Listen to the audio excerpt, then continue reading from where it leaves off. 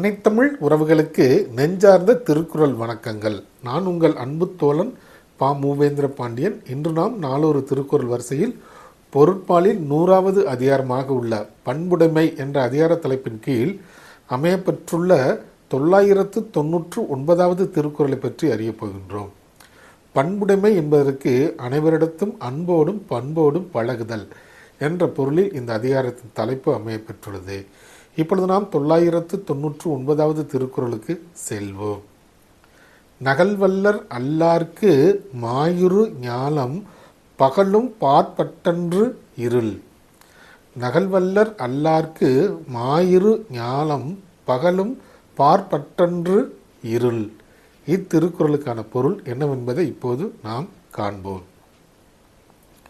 பிறரோடு பேசி மகிழத் தெரியாதவர்களுக்கு மிக பெரிய உலகில் உள்ள இந்த பகற்பொழுது கூட இருளாக தோன்றும் என்பது இத்திருக்குறளுக்கான பொருளாகும்.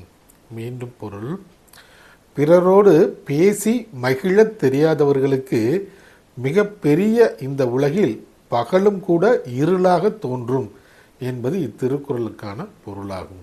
நாம் தோழர்களே, நாமும் வள்ளுவரின் வழியினை பின்பற்றி வாழ்வில் எப்போதும் வெற்றியை காண்போம். நன்றி, வணக்கம்.